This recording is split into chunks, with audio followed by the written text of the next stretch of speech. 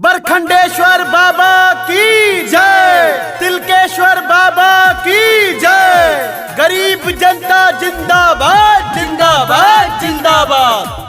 झूठा वादा नहीं, हम विकास करेंगे।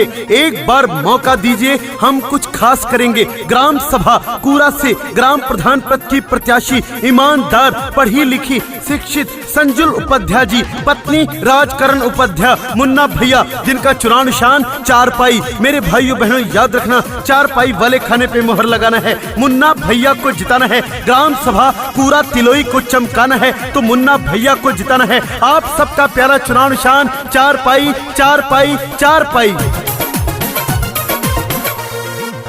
राजकरण भैया के जैसन के होना, जैसन के होना, जैसन के होना। मुन्ना भैया के जैसन के होना, सबके करेले सम्मान। अब की बनादा प्रधान ए चाची हो, इहे बट दिल के अरमान।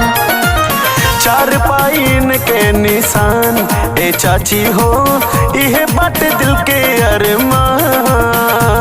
जो कोई नहीं किया, जो कोई नहीं किया, ऐसा काम कर देंगे। मुन्ना भैया जीतकर अपने ग्राम सभा कूरा तिलोई का रोशन नाम कर देंगे। ग्राम सभा कूरा तिलोई से प्रधान पद की प्रत्याशी श्रीमती संजुल कुमारी, पत्नी राजकरण उपाध्याय, मुन्ना भैया को जिताना है। चारपाई वाले खाने पे मोहर लगाना है, क्योंकि ग्राम सभा कूरा में 16 प्रत्याशी हैं, लेकिन सबसे ईमानदार हमारे मुन्ना भैया हैं। ना कभी किसी का पैसा खाया है, ना कभी कोई दलाली की है। अपने गांव कूरा तिलोई को चमकाएंगे, जिले में 1 नंबर पे लाएंगे। इसलिए जन जन ने ठाना है, चारपाई वाले खाने पे मुहर लगाना है, मुन्ना भैया को जिताना है, अपना प्रधान बनाना है, ग्राम सभा कूरा तिलोई को चमकाना है। चुनाव निशान चारपाई चारपाई चारपाई। हर माँ का बेटा, सभी बहनों का भाई, सबका चहेता अपने गांव का सिपाही, सबका चहेता अपने गांव का सिपाही। कोई निराश नहीं जाता है मिलके, मुन्ना भैया है सबके सहाई। मुन्ना भैया के विजयी बनैया, इनकी अलग पहचान। अब की बनादा प्रधान ए चाची हो, इहे बट दिल के अरमान। चारपाइन के निशान ए चाचा हो, ए नहीं के दिया मतदान।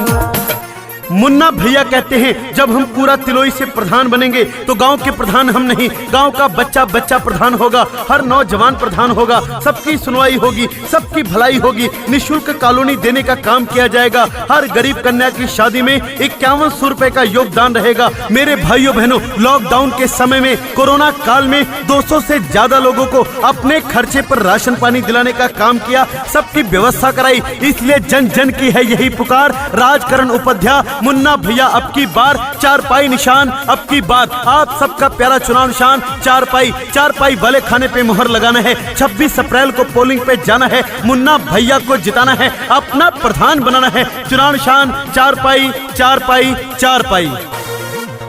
सुख और दुख में सदा साथ देते, इसलिए भैया है सबके चहेते, इसलिए भैया है सबके चहेते। बनई है, पिछड़ा गरीब भवन के सपना सजई है। मुन्ना भैया है सबके ही बेटे, सबका बढ़ाएंगे नाम। अब की बनादा प्रधान ए चाची हो, इहे बट दिल के अरमान। चारपाइन के निशान ए दादी हो, ए नहीं के दिया मतदान।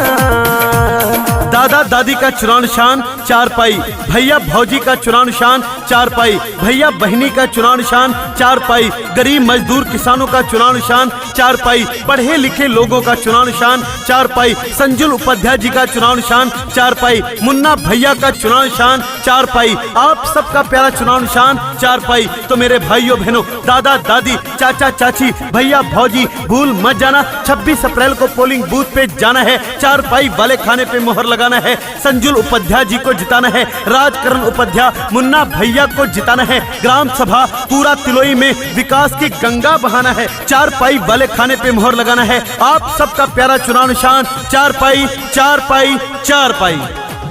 गाँव गाँव गली आरसीसी लगवई है, बिजली या पानी के व्यवस्था करई है, बिजली या पानी के व्यवस्था करई है, जेकरा के घर नाही घर दिलवई है, जवन के हुकिहा नाही कई के देखई है। गगनदीप सिंह भैया सबसे कहेले, सब ही के रखी है ध्यान, अब की बनादा प्रधान ए चाची हो, इहे बट दिल के अरमान, 4 पाइन के निशान ए चाची हो, या नहीं के दिहा मतदान, राजकरण भैया के जैसन के होना, जैसन के होना, जैसन के होना, मुन्ना भैया के जैसन के होना, सबके करेले सम्मान, अब की बनादा प्रधान ए चाची हो, इहे बट दिल के अरमान, 4 पाइन के निशान ए चाची हो, इहे बट दिल के अरमान।